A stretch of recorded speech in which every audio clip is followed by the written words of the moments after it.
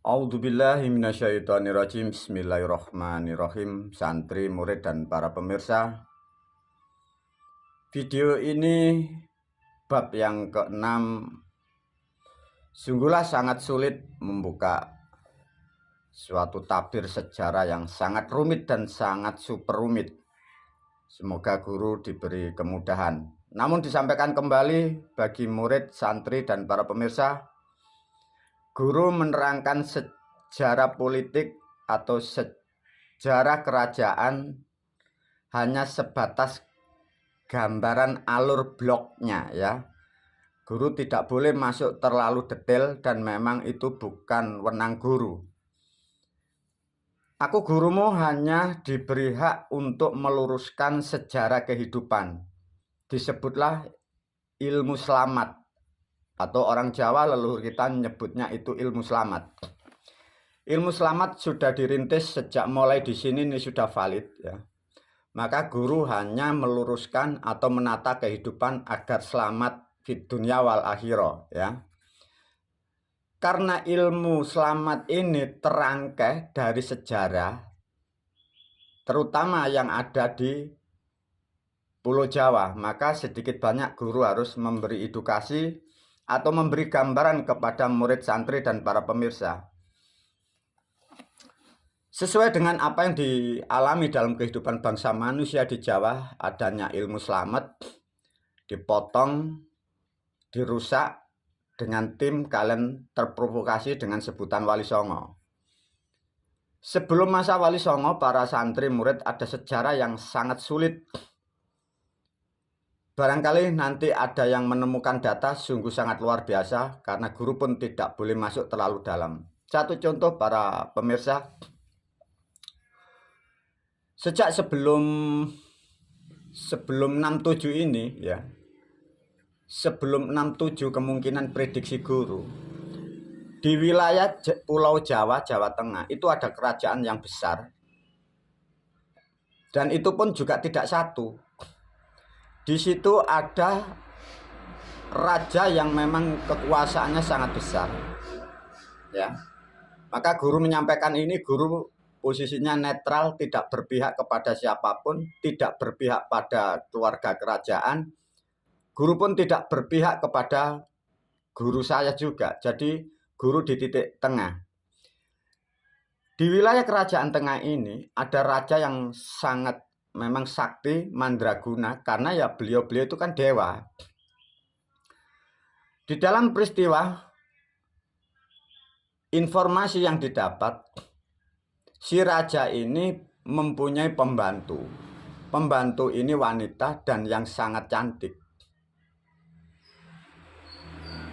Dengan keadaan itu, sedikit informasi disampaikan, si pembantu dalam bahasanya, kalau sekarang itu nyuci lantai, bahasa orang Jawa dulu tuh ngepel, membersihkan lantai. Di dalam membersihkan lantai ini, karena kecantikannya si pembantu ini, si raja kemungkinan ya yang jelas leluhur kita, ini keluar syahwatnya, disebutlah bahasa kita sekarang mehdanio, andekata, dan barangkali. Karena ini laki-laki, pria, dan raja. Tapi dia mempunyai moral dan moral, tidak akan pernah mungkin dia akan menikahi ini pembantu kasta sudra. Karena ini seorang raja dan sakti mandraguna dengan hati atau syahwat nafsu mehdanio itu, tanpa disadari tersabda oleh alam, si pembantu ini hamil. Nah, dari cerita ini sedikit ada cerita di dalam agama kita, kemungkinan digambarkan ceritanya Sulaiman. Maka di situ ada sedikit sentuhan tentang lantai, tentang seorang wanita yang membersihkan lantai. Itu sejarah leluhur kita yang dari Jawa. Karena tidak diinginkan atau memang bukan keturunan biologis, bisa juga disebut secara pribadi si raja ini malu atau merasa berdosa. Untuk menutupi kesalahan ini, si bayi ini ditunggu sampai lahir. Begitu lahir, ada utusan yang dari Jawa, ini terutus atau diutus menyingkirkan sejauh-jauhnya dari Pulau Jawa. Dibuanglah sejauh-jauhnya. Bila ditarik grafik secara peta, itu dari Pulau Jawa, itu arahnya arah ke barat utara. Jadi kalau dari Pulau Jawa, itu orang Jawa leluhur kita nyebutnya encong-encong. Jadi utara, ya, utara dan barat di titik itu. Prediksi yang digambarkan itulah mungkin yang disebut sekarang kalian kota Mekah itu. Nah, dari cerita ini apa yang kita simpulkan? Pahami ya, orang-orang terdahulu itu makhluk atau manusia yang sakti mandraguna ya. Membuang atau melepaskan itu pun dengan kemampuan juga. Namun guru menyampaikan kepada santri, murid dan pemirsa, pahami ya. Sebelum Masehi dunia ini sudah berjalan sangat banyak kerajaan ya. Jadi artinya semua sudah terhubung ya. Antara Jawa dengan Kalimantan dengan negara-negara lain ini sudah terhubung. Jadi sebelum Masehi ini sudah sistem ini ada. Nah, dari cerita ini apa yang terjadi para pemirsa? Si putra yang tersabda oleh alam, ini yang didapat cerita guru, ini dibesarkan di dalam hutan ya. Nah, ini yang membesarkan dalam sejarah, ini Yangmu Ontobugo atau Dewa Bumi. Tapi di wilayah luar Pulau Jawa. Nah, dengan besarnya si putra ini, para santri murid, secara naluri dan kodrat dia ingin mencari orang tuanya. Dengan singkat waktu, dia datanglah mencari orang tuanya ke Pulau Jawa di Jawa Tengah ini. Apa yang terjadi para pemirsa? Karena secara struktur kerajaan ini tidak diakui karena bukan putra mahkota. Tapi jangan lupa para pemirsa, karena ini putra sabda ya. Kira-kira kemampuannya bagaimana? Nah, akhirnya berhubung di Jawa Tengah tidak boleh, dia berjalan menuju ke wilayah timur Jawa Tengah. Nah, disinilah membuat aktivitas, menciptakan ilmu, bahkan terbentuknya suatu sistem pemerintahan. Yang jelas ini pasti pun juga berhubungan dengan kerajaan-kerajaan yang lain ya. Jadi alurnya seperti itu. Nah, dengan dipisahkan atau tidak diakui ini, kira-kira ada sesuatu yang tidak baik bagi bangsa manusia. Kemungkinan disebutlah orang tua tidak mengakui anaknya, secara naluri anak kepingin mencari kepada orang tuanya. Nah, karena ini tidak mengakui anaknya, ini menjadi manusia yang sakti dan mempunyai kekuatan dan membentuk beberapa kerajaan. Akhirnya, maka mengapa ada banyak sejarah kerajaan di wilayah Jawa Tengah itu hilang? Itu dihancurkan dari si putra ini. Bila diterangkan, disimpulkan secara pribadi individu, guru pun dibina oleh beliau juga. Ya. Dari cerita ini setelah dihancurkan, berkembanglah kerajaan di wilayah Jawa Timur. Di Jawa Timur mengembang menjadi kerajaan yang besar. Karena ini juga berani dengan orang tuanya tanpa disadari, membentuk perilaku yang tidak benar, maka ada catatan sejarah. Leluhur kita yang dari Majapahit ini memusuhi atau menipu dari Kerajaan Doho. Kerajaan Doho ini wakil atau utusan di Majapahit. Ini bahasanya kan ditipu atau disakiti. Karena perilakunya ini bukan layaknya manusia. Jadi ada karakter dari leluhur kita yang di Majapahit seperti itu. Tanpa disadari ini kan berdosa. Lah berdosanya ini ada sesuatu hal yang sangat tidak baik. dia tanpa disadari dia melahirkan. Nah, ini nanti ada yang kalian menjadi kelompok atau yang difitnah di Wali Songo ini. Namun ada sejarah lagi dari keturunan dari Doho, di atasnya Sungging Ngadiluwe. Ini ada juga yang dikerjai dari Majapahit zaman bibit pertama. Inilah sejarah mungkin yang dicatat atau yang pernah terdengar Sungging Purbangkara. Nah, inilah yang terbuang atau juga tertipu sampai di mungkin prediksi Mongolia. Orang-orang leluhur kita dulu nyebutnya di negara Cempo atau Cainas. Di Jawa sudah ada kerajaan. Secara naluri, karena di sana dari keturunan Doho Kediri, ini berkembang biak menghasilkan keturunan. Keturunan yang dari Mongol kemungkinan Chinese, ini nalurinya ingin juga mencari orang tuanya ke Jawa. Karena masuk di Jawa, di sini sudah ada kerajaan yang baru. Nah, kerajaan baru inilah yang sering kalian mendapatkan cerita bahwa ada utusan kerajaan Mongol di sini disakiti telinganya. Mengapa begitu? Karena ini tahu bahwa ini kalau turun ke Jawa ini mempunyai hak waris. Nah, ini ada kitab yang beredar. Orang yang dari kerajaan Mongol turun ke Jawa, ini fitnahnya kan ingin menjajah, bukan ya para pemirsa? Yang dari Mongol atau yang dari Cempo, ini naluri ke Jawa, sejarahnya kalian diterangkan sejarah kan siapa itu? Kubilai Khan. Itu mencari leluhurnya yang dari Kediri.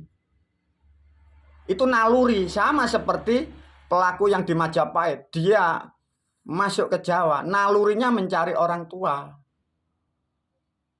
Nah, di sini leluhur kita yang di Majapahit, karena dia juga salah dari orang tuanya, maka di sini dia mengalami peristiwa yang sama. Apa yang terjadi?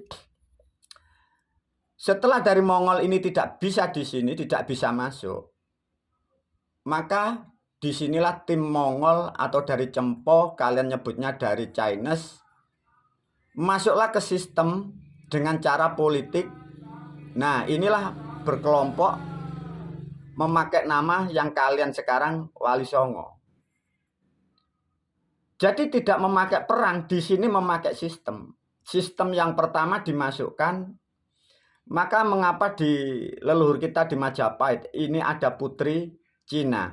Ini dimasukkan, dinikahkan. Nah, inilah tidak sadar, memang karma ya. Karma itu pasti terjadi. Sehingga di sini ada seorang wanita melahirkan keturunan dari sini. Nah, dari Mongol ini sudah masuk sistemnya di pemerintahan Majapahit. Namun di luar sini ini ada strategi yang juga sudah masuk loh ya. Dari putri yang Cempo ini menghasilkan bibit dari sini untuk memudahkan masuknya DNA yang dari Kediri, yang generasi dari Mongol atau dari Cina sudah masuk. Dan leluhur kita di sini ada satu juga yang tidak diketahui bagi sejarah. Assalamualaikum nyun sewu Roma. Di sini ada mempunyai selir.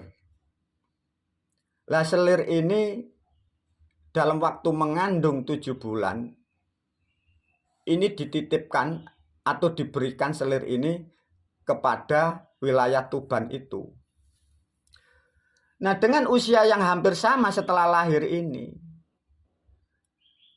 maka ada sesuatu yang masuk, yang dari Mongol masuk ingin dendam, bahasanya menghancurkan Majapahit ya. Ini pun juga sudah ada masuk yang tadi sejarah, yang ini sudah ada komunikasi, ini kemungkinan ini dari Arab atau Persia. Nah, ini sudah masuk para pendengar. Sulitnya sejarah seperti itu. Nah, begitu masuk karena ingin menguasai juga kesuburan wilayah Pulau Jawa dan ingin juga menghancurkan di sini, maka disinilah dibuatkan fitnah-fitnah itu, para pemirsa. Di sini yang satu ibu dari Chinese tapi bibitnya raja. Yang satu selir bibitnya raja. Nah, ini bermain dipengaruhi di fitnah untuk menghancurkan leluhur kita kerajaan namanya Majapahit. Nah, inilah sehingga menjadikan fitnah sejak di sini. Lah, fitnahnya yang paling fatal mengambil keilmuan yang ada sebelum Majapahit hancur. Jadi ilmu-ilmu yang ada di sini ini dibolak-balik. Dibuatlah sistem untuk merusak lingkungan. Karena asalnya ini berdosa dengan orang tuanya dan sekarang dia pun kalah dengan anaknya, bahasanya dihancurkan dari putranya sendiri. Nah, inilah sejarah yang hilang, yang tidak diketahui dunia, yang tidak diketahui publik. Maka dari versi ini, para pemirsa, dari yang sekarang kitab yang beredar, para pendakwa, ini dia mengeklaim bahwa Majapahit ini tidak dihancurkan dari keturunan Wali Songo. Karena dia tidak paham juga. Dan kemungkinan juga dia membela karena dia kitabnya mendapat kitab asupan dari sini. Maka di Jawa ini banyak pendakwa atau kitab. Orang-orang yang merasa ahli mengerti sejarah, maka dia mengatakan bahwa sejarah yang diterangkan orang Jawa itu dituduh fitnah atau bohong. Nah, coba. Separah itu.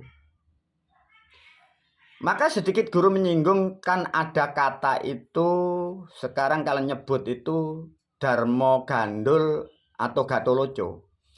Maka Darmo Gandul atau Gatoloco kitabnya ini menerangkan sejarah fakta.